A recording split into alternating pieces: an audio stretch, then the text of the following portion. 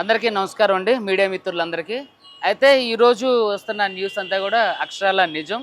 ఏదైతే మంగ్లీకి సంబంధించినటువంటి కేసు ఇప్పుడు మనం పంజాగుట్ట పోలీస్ స్టేషన్లో ఫైల్ చేసింది ఏదైతే ఉందో, దాదాపుగా 2 నెలల క్రితం ఇది చాలా వరకు అంతకుముందు కూడా 2 నెలల క్రితం కూడా చాలా అంటే న్యూస్ ఛానల్స్లో టెలికాస్ట్ అవ్వడం జరిగింది. 2 నెలల క్రితం నన్ను మోసం చేశారు అని చెప్పి దాదాపుగా ఒక 80 మంది బాధితులు నన్ను కలవడం జరిగింది. ఏంటంటే దేనికి సంబంధించి అని అంటే మైక్రో ఫైనాన్స్కి సంబంధించి. ఈ మైక్రో ఫైనాన్స్కి సంబంధించిన ఇష్యూ ఏంటి అని నేను లోతుగా తెలుసుకుంటే దాంట్లో సింగర్ మంగ్లీ వాళ్ళ తమ్ముడు శివ చౌహాన్ దీంట్లో ప్రధానంగా ఉన్నారని ఒక అంటే మా ఇన్వెస్టిగేషన్లో తెలిసినప్పుడు అసలు వివరణ కోరదాం, అసలు ఏంటి దీని వెర్షన్ ఏంటి, ఇక్కడ ఏం చెప్తుంది, ఇందులో ఉన్నారా లేదని చెప్పి ఒక తెలిసిన మ్యూజిక్ డైరెక్టర్ గారి ద్వారా సింగర్ మంగ్లీని అప్రోచ్ అవ్వడం జరిగింది. మాట్లాడి అసలు ఏం జరిగింది, ఇట్లా చెప్పే బాధితుల దాంట్లో మీ పేరు కూడా వస్తుంది, మీరు కూడా ఇన్వాల్వ్మెంట్ ఉందని చెప్పి చెప్తున్నారు అన్నప్పుడు నాతో మాట్లాడినప్పుడు కొంచెం యారగెంట్గా మాట్లాడింది. మీకెందుకు సమాధానం చెప్పాలి, మీకు చెప్పాల్సిన అవసరం నాకు లేదు అని చెప్పేసి మాట్లాడుతూనే ప్రధాన నిందితుడు ఇందులో ఎవరైతే రమావత్ మధు ఉన్నాడో దాదాపుగా 150 నుంచి 200 కోట్ల స్కామ్ ఇది. ప్రధాన నిందితుడు ఎవరైతే రమావత్ మధు ఉండో వాడిని లైన్లో తీసుకొని ఇవిడ మాట్లాడించడం జరిగింది. తర్వాత నేను మాట్లాడేటప్పుడు కొంచెం ఆరోగెంట్గా జిగుప్సాగరంగా మాట్లాడినప్పుడు అసలు నేను ఫోన్ చేసింది ఏంటి, వివరణ అడగడం కోసం ఫోన్ చేసడం ఏంటి, ఒక సెంట్రల్ మినిస్టర్ పేరు చెప్పి కూడా నన్ను బెదిరించడం జరిగింది. సో బెదిరించినప్పుడు నేను దానికి ఏం భయపడలేదు. భయపడిన తర్వాత అసలు నేను వివరణ అడిగినప్పుడు మీరు ఎలా మాట్లాడేంటని చెప్పి అది క్లోజ్ చేసిన తర్వాత నేను ప్రెస్ని అందరినీ ఇన్వైట్ చేసి నా దగ్గర ఉన్నటువంటి ఆధారాలను మొత్తం కూడా ప్రెస్కి ఇవ్వడం జరిగింది, ప్రెస్లో చెప్పడం జరిగింది. తర్వాత ఈ సింగర్ మంగ్లీ, తర్వాత రమావత్ మధు, పాల్దియ భరత్ చౌహాన్, పాల్దియ శైలజ చౌహాన్, తర్వాత సింగర్ మంగ్లీ తమ్ముడు ఎవరైతే ఉన్నాడో శివ, అతని మీద కూడా కేసు ఫైల్ చేయడం జరిగింది కోర్టులో. అదేవిధంగా సివిల్ సూట్లు కూడా ఫైల్ చేయడం జరుగుతుంది. ఈ క్రమంలోనే అతని న్యూస్లోకి రావడం, తర్వాత కేసు ఫైల్ అవుతుంది అనడంతో పూజారి నాగేశ్వరరావు, అడ్వకేట్ పూజారి నాగేశ్వరరావు గారి ద్వారా మంగ్లీ అడ్వకేట్, మంగ్లీ గారు అడ్వకేట్ పూజారి నాగేశ్వరరావు గారు, తర్వాత డైరెక్టర్ వేణు ఉడుగుల గారు, వీళ్ళు నాకు ఫోన్ చేసి మనం కూర్చొని మాట్లాడదాం, ఈ విషయాన్ని డిస్కస్ చేద్దాం, దీన్ని కూడా ఎక్కువ పబ్లిసిటీ చేయొద్దంటే పూజారి నాగేశ్వరరావు గారు మా సీనియర్ అడ్వకేట్, నాకు బాగా పరిచయం. వేణు ఉడుగుల గారికి నాకు దాదాపుగా 2 సంవత్సరాల నుంచి మంచి అనుబంధం ఉంది. సో పిలిచినప్పుడు వెళ్ళాం. సరే ఏదో న్యాయం చేస్తా అంటున్నారు కదా, ఆర్బిట్రేషన్ చేయడం మంచిదే కదా. ఇప్పుడు ప్రధానంగా మనకి ఎవరైతే ఉన్నారో వాళ్ళకి న్యాయం జరగడం కావాలి తప్ప మనం కేసులు వేసుకుంటూ వెళ్తే లేట్ అవుతుందన్న ఉద్దేశంతో నేను ఎవరైతే బాధితులు ఉన్నారో బాధితులందరినీ తీసుకొని ఆయన పూజారి నాగేశ్వరరావు గారి ఆఫీసు పంజాగుట్ట ఇక్కడే ఉంటుంది, అక్కడికి వెళ్ళడం జరిగింది. వెళ్ళినప్పుడు మంగ్లీ దాదాపుగా మంగ్లీకి తర్వాత పూజారి నాగేశ్వరరావు గారికి, వేణు ఉడుగుల గారికి సుమారు 4 గంటల పైనే చర్చలు జరిగినాయి అన్నట్టు. దీంట్లో మన మ్యూజిక్ డైరెక్టర్ సురేష్ బొబ్బిలి గారు కూడా యాడ్ అయ్యారు. సార్ తీసేయండి సార్ వీళ్ళంతా మాట్లాడేటప్పుడు ఏంటంటే డైరెక్టర్ వేణు ఉడుగుల గారి మీద కేసు అయింది అంటున్నారు. డైరెక్టర్ వేణు ఉడుగుల గారి మీద కేసు అవ్వలేదండి, ఆయన ఆర్బిట్రేషన్ చేశారు. ఆయన నాకు మంచి మిత్రుడు, ఇద్దరి తరపున అంటే ఒక సమస్యను సావధానంగా పరిష్కరించుకోవడానికి ఆయన ఒక అంటే మధ్యవర్తిలాగా ప్రవర్తించింది తప్ప ఆయన మీద కేసు లేదు. అయితే విషయం ఏంటంటే ఆ రోజు వచ్చారు, కూర్చున్నారు, మాట్లాడిన తర్వాత సార్ నన్ను క్షమించండి సార్, నా దగ్గర మీకు మెసేజెస్ కూడా ఉన్నాయి, ఆవిడ కాల్ చేసినవి కూడా ఉన్నాయి, అవి మీకు ఇస్తా ఇప్పుడు. సార్ క్షమించండి సార్, నేను తప్పుగా మాట్లాడే సార్, మిమ్మల్ని యారగెంట్గా మాట్లాడే సార్, క్షమించండి సార్, నా కేసులో నుంచి నన్ను బయటకు తీయండి సార్, నా పేర్లు తీసేయండి సార్, మీడియాలో టెలికాస్ట్ అయిన ఇంటర్వ్యూలు అన్నింటినీ కూడా డిలీట్ చేయించండి సార్ అంటే నేనన్నా అతను ఎవరు అని అంటే నాకు తెలియదండి. మరి అతను ఎవరో మీకు తెలియదు అంటున్నారు కాబట్టి మాతో పాటు కేసు వేయడానికి రండి, హైకోర్టులో కేసు ఫైల్ చేద్దాం, హైకోర్టులో కేసు వేద్దాం, తర్వాత బాధితుల పక్షాన్ని మీరు మాట్లాడడానికి రండి, బాధితులతో మాట్లాడి వాళ్ళ తరపున మీరు కేసు వేయడానికి రండి, మీరు ఏ తప్పు చేయలేదు అంటున్నారు కదా, మరి మీడియాలో మాట్లాడండి. ఎవరో ఒక చిన్న అబ్బాయి మీ మీద ట్రోల్ చేసిండని సిపి సర్జనార్ వరకు వెళ్ళి కేసు పెట్టి తన మీద ఎఫ్ఐఆర్ ఫైల్ చేసి కొట్టించేంత వరకు వెళ్ళిన మీరు, మీ మీద ఇంత పెద్ద ఆరోపణలో 150 నుంచి 200 కోట్ల ఆరోపణలు వస్తున్నప్పుడు మీరు ఏ సంబంధం లేదంటున్నారు కదా, మీరు మాతో పాటు రండి, మాతో పాటు వస్తే మేము మిమ్మల్ని ఇక మీ మీద కేసు ఫైల్ చేయాలి, మీరు కూడా మాతో పాటు రండి, వాడి మీద కేసు వేయండి, మీ పేరు చెప్పి ఇన్ని డబ్బులు వసూలు చేసినప్పుడు మీరు కేసు ఏంటంటే నేను కేసు వేయలేను సార్, నేను కేసులు చుట్టూరు తిరగను సార్, అయిపోయి మీరు మాకు సపోర్ట్ చేయండి అంటే నేను సపోర్ట్ చేయలేను సార్ అని అన్న. అలాంటప్పుడు మేము కూడా మీకు ఏ సపోర్ట్ చేయలేమండి, ఖచ్చితంగా మీరు ఉన్నారు. డైరెక్టర్ మంగ్లీ ఎవరైతే ప్రధాన నిందితుడు దీంట్లో 150 నుంచి 200 స్కామ్ చేసినటువంటి ప్రధాన నిందితుడు ఎవరైతే ఉండో రమావత్ మధు, ఆ మధుకి మంగ్లీ వాళ్ళ చెల్లిని ఇవ్వడానికి నిశ్చితార్థం కూడా ప్లాన్ చేసుకున్నారు. సో అదేవిధంగా మంగ్లీ ఇప్పుడు శివ ఎవరైతే ఉండో మంగ్లీ తమ్ముడు, తను ఈ ప్రధాన నిందితుడు రమావత్ మధుతో కలిసి వాళ్ళ బిజినెస్లతో పాటు చూసుకున్నారు. చాలామంది బాధితుల నుంచి డైరెక్ట్గా డబ్బులు స్వీకరించారు. ఇవన్నీ నేను మంగ్లీ గారిని అడిగినప్పుడు ఆడెవడో మాకు సంబంధం లేదు, ఎవడో వచ్చి సెల్ఫీ అడిగితే ఇస్తాం, ఎవడో వచ్చే ప్రోగ్రామ్కి ఇన్వైట్ చేస్తే మేము వెళ్తాం, అంతే తప్ప ఆడెవడో మాకు తెలియదు. కానీ ఈ శివ ఎవరైతే మంగ్లీ తమ్ముడు శివ ఎవరైతే ఉన్నారో అతను ఇతనితో డైరెక్ట్గా ఉన్న ఫోటోలు వీడియోలు కూడా నేను మీడియాకి అంతకుముందు ఇచ్చడం జరిగింది. సో ఇవన్నీ జరిగిన తర్వాత నన్ను అక్కడ పిలిచిన తర్వాత డబ్బులు ఆఫర్ చేశారు. సో సార్ నాకేమొద్దు, బాధితులకు ఇచ్చేయండి. బాధితులు ఎంతైతే ఉన్నారో ఎవరైతే ఉన్నారో చాలా 100 నుంచి 150 కోట్ల స్కామ్ ఇది.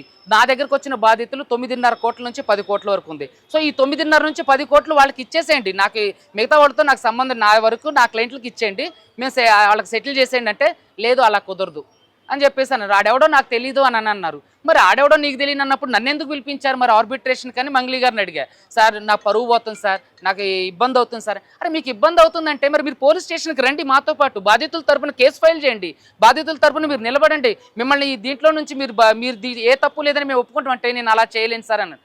సో ఇలా చాలా నాటకీయ పరిణామాల మధ్య ఇవన్నీ కూడా ఏం జరిగిందంటే, నాకు డబ్బులు ఆఫర్ చేసినప్పుడు నేను తీసుకోలేదు. సో మా క్లయింట్లను కూడా ఆ రోజు తీసుకెళ్ళిన వాళ్ళని కూడా బెదిరించడం జరిగింది. సో దీంతో రమావత్ మధు తర్వాత మంగ్లీ తమ్ముడు శివ చౌహాన్ వీళ్ళు ఫోన్ చేసి డైరెక్ట్గా మర్డర్ అంటే పెద్ద ఇష్యూ అవుతుంది కానీ హిట్ అండ్ రన్ చేసేస్తే అది హిట్ అండ్ రన్ కిందకి వెళ్ళిపోతుంది, మా దగ్గర చాలామంది పెద్ద పెద్దోళ్ళు ఉన్నారని చెప్పేసి అన్నారు. తర్వాత ఈ కేసు నడుస్తున్న ఈ క్రమంలో ఈ మంగ్లీ పేరు తీసేయాలని, మంగ్లీ పేరు టెలికాస్ట్ అయిన వీడియోని డిలీట్ చేయించాలని, అంటే సెంట్రల్ మినిస్టర్ పేరు వాడుకున్నారు. అదేవిధంగా ఒక ఎమ్మెల్యే తండ్రితో కూడా నాకు ఫోన్ చేయించారు. తర్వాత చాలామంది వీధి గూండాలతో, తర్వాత వాళ్ళ కమ్యూనిటీ పెద్దలతో, ఉస్మానియా యూనివర్సిటీలో నాతో పాటు చదువుకున్నటువంటి బంజారా సంబంధించినటువంటి నాయకులు ఎవరైతే ఉన్నారో నా స్నేహితులు, వాళ్ళతో కూడా ఫోన్ చేయించింది. ఏది ఇలా చేయండి, అది తీపించేయండి, నన్ను పక్కకు తప్పించండి, నా తమ్ముడి పేరు తీసేయండి, ఇలా. సో ఇలా అన్నీ చేసిన తర్వాత నేనేం చేశానంటే, చంపేస్తామని బెదిరించిన తర్వాత అప్పటి వరకు నేను ధైర్యంగానే ఉన్నా. సో క్లయింట్లు కూడా నాతో, బాధితులందరూ కూడా నాతో పాటే ఉన్నారు. సో చంపేస్తానే బెదిరించినప్పుడు ఎందుకు ఊరుకోవాలని చెప్పేసి దాదాపుగా 22 రోజుల క్రితం ఇచ్చాము కంప్లైంట్. సో అది శ్రీరామనవమి అని, ఈస్టర్ పండుగ అని, గుడ్ ఫ్రైడే అని, ఇలా అన్ని సెలవులన్నీ వెళ్ళి తర్వాత అది కోర్టుకి వెళ్ళి కోర్టు పర్మిషన్ తీసుకొని వచ్చి ఎఫ్ఐఆర్ అవడానికి 7వ తారీఖు పట్టింది. సో దీంట్లో ఖచ్చితంగా మంగ్లీ పాత్ర, మంగ్లీ వాళ్ళ తమ్ముడు పాత్ర అనేది. దీంట్లో పటాన్ చెరువుకు సంబంధించినటువంటి మచ్చేందర్ అనే ఒక వ్యక్తి కూడా నాకు డైరెక్ట్గా ఫోన్ చేసి బెదిరించడం జరిగింది. సో చాలామంది ఏంటంటే మంగ్లీ బాధితులు ఇప్పుడు ఎక్కడైతే నల్గొండ వట్టిపల్లి తాండా ఉందో ఆ చుట్టుపక్కల ఉన్న బాధితులు నాకు ఈ ఇంటర్వ్యూలు చూసిన తర్వాత దాదాపుగా 200 కోట్లు వాళ్లే మోసపోయారని చెప్పేసాను. ఇందులో డాక్టర్లు ఉన్నారు, తర్వాత చిన్న సన్నకారు రైతులు ఉన్నారు, తర్వాత ఇది కేవలం మన తెలంగాణకు మాత్రమే సంబంధించిన ఫ్రాడ్ కదండి. దీంట్లో తెలుగు 2 రాష్ట్రాలతో పాటుగా కర్ణాటకలో కూడా బాధితులు ఉన్నారు. వాళ్ళందరితో కూడా నేను మీకు ప్రెస్ మీట్లో, అంటే అంతకుముందు కూడా ప్రెస్ మీట్లో బాధితులందరితో కూడా మాట్లాడించడం జరిగింది. సో ఈ ఇష్యూ ఈరోజు పొద్దున్న మళ్ళీ మంగ్లీ తన న్యాయవాదితో నాకు ఫోన్ చేసి సంప్రదింపులు చేయడానికి చేస్తున్నారు. సో ఇక్కడ ఏంటంటే మంగ్లీ అనేవాళ్ళు, తర్వాత వాళ్ళ తమ్ముడు అనేవాళ్ళు, వీళ్ళు డైరెక్ట్గాను ఇండైరెక్ట్గాను ఇందులో ఉన్నారు. సో కాబట్టి దాంట్లో నన్ను బెదిరించడం జరిగింది. సో అదేవిధంగా వాళ్ళకి ఏమాత్రం దీనికి సంబంధం లేకపోతే మంగ్లీ గారు ఎందుకు బయటకు వచ్చి తన పేరు మీద మోసం చేసినటువంటి రమావత్ మీద, మధు మీద, ఈ మచ్చేంద్ర అనేవాడి మీద, శైలజ చౌహాన్, పాల్దీయ భరత్ చౌహాన్ అనే వాళ్ళ మీద ఎందుకు కేసు పెట్టట్లేదు అని నేను ప్రశ్నించినప్పుడు వాళ్ళు ఎవరో నాకు తెలియదని చాలా సింపుల్గా ఎస్కేప్ అవుతున్నారు. సో బాధితులు నాకు ఇచ్చిన ఇన్ఫర్మేషన్ ఏంటంటే, ఈ అన్నీ కూడా బాధితులు అందరూ కూడా మంగ్లీ గారి పేరు చెప్తేనే మంగ్లీ వాళ్ళ చెల్లిని ఈ రమావత్ మధు అనే అతనికి ఇచ్చి పెళ్లి చేస్తానంటేనే మేము ఈ డబ్బులన్నీ పెట్టుబడి పెట్టినాం. అదేవిధంగా బాధితులు దాదాపుగా 12-20 మంది మంగ్లీ వాళ్ళ కోకాపేటలో ఉన్నటువంటి అపార్ట్మెంట్కి వెళ్ళి కూర్చొని ఈ రమావత్ మధు అనే అతను వాళ్ళకి పార్టీ ఇచ్చింది, మంగ్లీతో మాట్లాడించమంటే మంగ్లీ ఇప్పుడు మాట్లాడదు, తర్వాత మాట్లాడతారని చెప్పింది. అవన్నీ వీడియోలు కూడా నేను మీడియాకి ఇవ్వడం జరిగింది.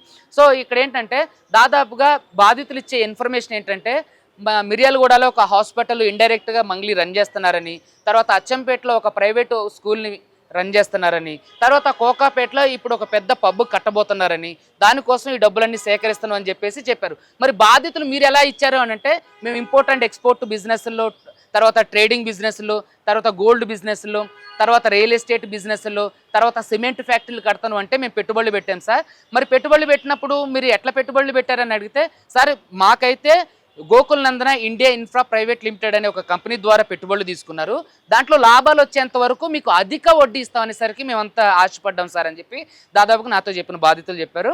80 మంది బాధితుల దగ్గర నుంచి దాదాపుగా 9.5 నుంచి 10.5 కోట్ల వరకు వసూలు చేశారు. దాదాపుగా 150 నుంచి 200 మంది, 300 మంది పైనుంచే 200 కోట్ల వరకు కూడా స్కామ్ జరిగింది. దానికి సంబంధించిన అన్ని ఆధారాలు నేను మీడియాకి ఇవ్వడం జరిగింది అంతకుముందు. తర్వాత మంగ్లీ నాకు ఫోన్ చేసి సార్ నన్ను క్షమించండి, నేను మాట్లాడిన తప్పు, మీడియాలో వచ్చి వాటిని ఆపండి, నా గురించి ఆపేయండి, నేను మాట్లాడే నా మాట తీరే అలా ఉంటుంది, నన్ను క్షమించండి, ప్లీజ్ నన్ను వదిలేయండి సార్ ఈ కేసులో నుంచి అని చెప్పేసి తను నన్ను రిక్వెస్ట్ కూడా చేసింది. సో రిక్వెస్ట్ చేసినటువంటి ఆమె నాకు ఫోన్ చేసి నన్ను బెదిరించినటువంటి స్క్రీన్ షాట్లు కూడా ఇందులో మీకు ఇప్పుడే ఇస్తాం. సో ఇట్లా చాలామందిని బెదిరించి నన్ను ఎస్పెషలీ ఒక గౌరవ హైకోర్టులో పనిచేస్తున్న బాధితుల తరపున పనిచేస్తాను అనే విధంగా కూడా కొంచెం ఇంగితం కూడా లేకోకుండా నన్నే బెదిరించడానికి ఇది సెంట్రల్ మినిస్టర్ పేరు చెప్పుకొని, ఒక ఎమ్మెల్యే తండ్రి పేరు చెప్పుకొని, మిగతా చోటా మోటా రౌడీల పేరు చెప్పుకొని నన్ను డైరెక్ట్గా బెదిరించింది. ఇండైరెక్ట్గా వాళ్ళ తమ్ముడు ఎవరైతే ప్రధాన నిందితులు మధు ఉండో వాళ్ళతో కూడా నన్ను బెదిరించింది. డబ్బులు తీసుకోండి, సమ్ అమౌంట్, ఆ అమౌంట్ తీసుకొని ఈ కేసులో నుంచి మీరు వెళ్ళిపోండి. సో నేను ఎందుకు వెళ్ళిపోతా? బాధితుల తరపున మీరు బాధితులకు న్యాయం చేయమంటే నాకు డబ్బులు ఇచ్చి నన్ను తప్పుకోమంటారేంటి? బాధితులకు న్యాయం చేస్తే నేనే కేసు వాపస్ తీసుకుంటుంటే అప్పటికి వినకపోయేసరికి నాకైతే కొంత అమౌంట్, అదే వాళ్ళకి అనుకోండి 10 కోట్లన్నర వరకు ఇవ్వాలి కదా. సో ఈ ఉద్దేశంతో నన్ను వరకు ఎస్కేప్ చేసి సైడ్ చేసి కేసు నీరుగార్చే ప్రయత్నం కూడా తర్వాత మంగ్లీ వాళ్ళ తమ్ముడు శివ, తర్వాత భరత్ చౌహాన్, తర్వాత రమావత్ మధు వీళ్ళందరూ కూడా చేశారు. సో ఇందులో డైరెక్టర్ వేణు ఉడుగుల గారు నాకు సపోర్ట్గా వచ్చారు. తర్వాత పూజారి నాగేశ్వరరావు గారు ఆర్బిట్రేషన్ చేశారు తప్ప డైరెక్టర్ వేణు ఉడుగుల గారి మీద ఎటువంటి కేసు అవ్వలేదు. ఆయన నాకు మంచి స్నేహితులు, ఇప్పటికీ కూడా మాకు మంచి సత్సంబంధాలు ఉన్నాయి. ఏదైనా మంగ్లీ తరపున పూజారి నాగేశ్వరరావు గారు మంగ్లీ తరపున ఎక్కువే ఉన్నారు.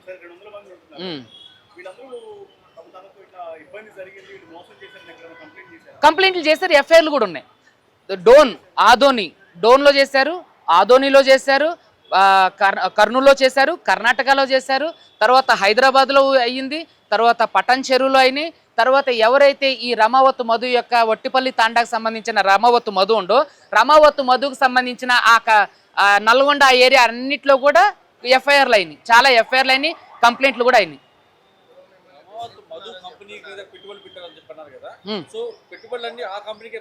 అయితే రమావత్ మధు పేరు మీదే పెట్టుబడులు పెట్టించారు. ఈ కంపెనీలో పెట్టుబడులు పెట్టిన డబ్బులన్నీ కూడా రమావత్ మధు, పాల్దియ భరత్ చౌహాన్, పాల్దియ శైలజ చౌహాన్ అనేవాళ్ళు వీళ్ళు ముగ్గురు.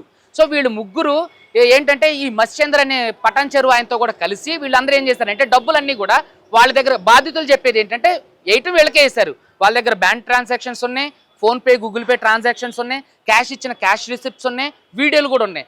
మరి వీళ్ళు ఎక్కడికి వెళ్ళి తీసుకెళ్ళి ఇచ్చారంటే వీళ్ళందరూ మంగ్లీ ఫ్లాట్లో కోకాపేట ఏదైతే ఉందో కోకాపేట ఫ్లాట్లో ఇచ్చారని చెప్పేసి చెప్తున్నారు.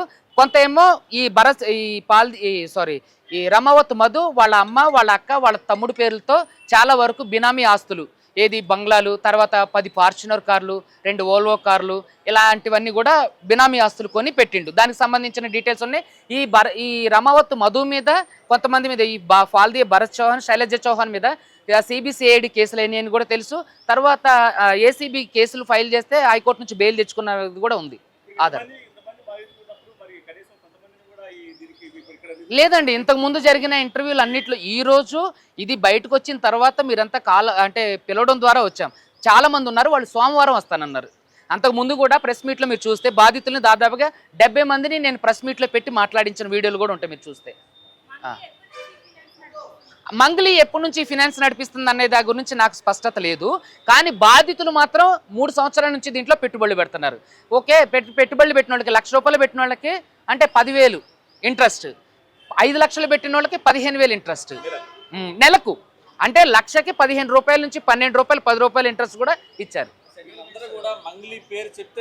వీళ్ళందరూ కూడా మంగ్లీ పేరు చెప్తే ఎలా పెడతారని నేను అడిగా, క్రాస్ క్వశ్చన్ చేశా. సార్ మంగ్లీ పేరు చెప్తే మీరు ఏమన్నా పిచ్చివాళ్ళ? మంగ్లీ పేరు చెప్తే ఎలా ఇస్తారంటే, సార్ మంగ్లీ వాళ్ళ తమ్ముడు శివ చౌహాన్ ఎవరైతే ఉన్నారో ఈ ప్రధాన నిందితుడు రమావత్ మధుతో కలిసి కంపెనీలో ఉండవు, ఆ ఫోటోలు కూడా ఇప్పుడు మీకు ఇస్తా. తర్వాత మంగ్లీ వాళ్ళ చెల్లిని రమావత్ మధు చేసుకోబోతున్నారు, పూలు పళ్ళు అయినాయి అని చెప్పేసి ఇతనే రమావత్ మధు చెప్పిండు. తర్వాత మంగ్లీ వాళ్ళ తమ్ముడు శివ కూడా మేము అతనికి మా చెల్లిని ఇవ్వబోతానని చెప్తేనే వీళ్ళు పెట్టుబడి పెట్టారు. ఈ మంగ్లీ తమ్ముడు బాధితులతో కూడా ట్రావెల్ చేసిండు. బాధితులు మంగ్లీ వాళ్ళ తమ్ముడితో దిగిన ఫోటోలు కూడా మీడియా వాళ్ళకి ఇస్తారు. పేరు చెప్తే అంటే కొంచెం ఇబ్బందిగా ఉంది, తర్వాత రివీల్ చేస్తా. ఒక ఎమ్మెల్యే తండ్రితో కూడా నాకు ఏమండి ఎఫ్ఐఆర్లో మధు పేరుంది, మంగ్లీ పేరుంది, పాల్దియ భరత్ చౌహాన్, పాల్దియ శైలజ చౌహాన్ పేర్లు ఉంది. తర్వాత మంగ్లీ తమ్ముడు శివ పేరు కూడా ఉంది.